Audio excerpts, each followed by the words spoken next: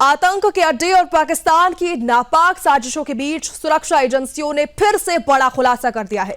Counter intelligence Kashmir ने doctor की भूमिका पर शक होने के बाद श्रीनगर, अनंतनाग और साथ ही कुलगाम में एक साथ छापेमारी की है।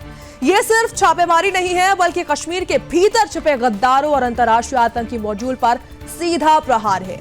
आपको बता दें कि कश्मीर से एक और आतंकी साजिश उजागर हुई है। काउंटर इंटेलिजेंस कश्मीर यानी सीआईके ने एक डॉक्टर से जुड़े आतंकी मॉड्यूल पर बड़ा एक्शन लिया है। शुरुआती जानकारी के मुताबिक डॉक्टर पर आतंकियों को मदद पहुंचाने और साथ ही संवेदनशील जानकारियां साझा करने का शक है। जांच अभी जारी है, मामला बेहद गंभीर है। सीआईके की टीम जो है वो इलेक्ट्रॉनिक गैजेट्स, दस्तावेजों और साथ ही डिजिटल डेटा को लगातार खंगाल रही है।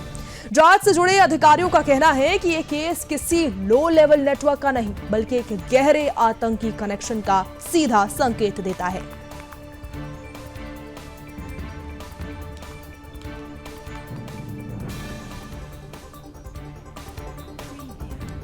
तो ये बड़ा कनेक्शन सामने आ रहा है। लो लेवल नेटवर्क नहीं, बल्कि गहरा आतंकी कनेक्शन है, जिसको लेकर लगातार जांच जारी है।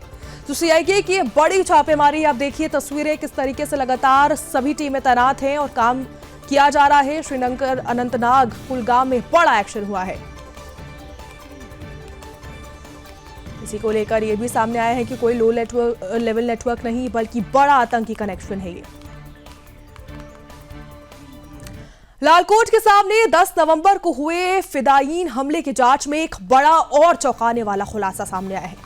एनआईए ने सोमवार को इस मामले में एक और कथित आतंकी को गिरफ्तार कर लिया है। बता दें, शुरुआती पूछताछ में जो भी बातें सामने आई है, तथ्य सामने आए हैं, उन्होंने देश की सुरक्षा एजेंसियों की चिंता को बढ़ा दिया है।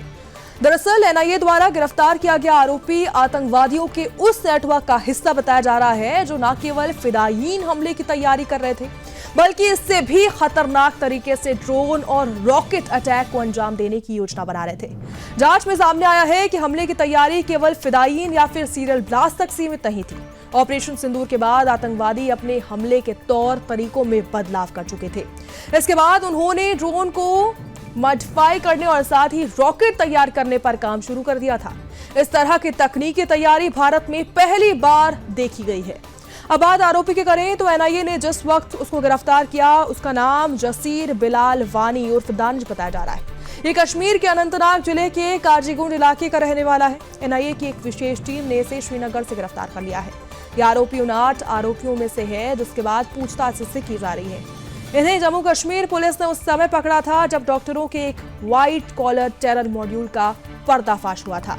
उसी कार्रवाई में फरीदाबाद से करीब 3000 किलो विस्फोटक बरामद किए गए थे। जांच में यह भी सामने आया है कि जसीर बिलाल वानी जो है वो पुलवामा के रहने वाले फिदायीन डॉक्टर उमर नबी के बेहद करीबी संपर्क में था।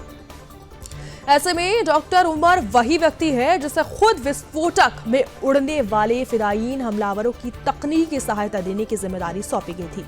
जसीर उसी मॉड्यूल का हिस्सा है और उस पूरी साजिश में तकनीक से जुड़े कामों का प्रमुख सहयोगी माना जा रहा है। डिजिटल सबूतों से यह भी प्रमाण मिलता है कि आतंकवादी इस नई तकनीक के इस्तेमाल से बड़े हमले की तैयारी में थे।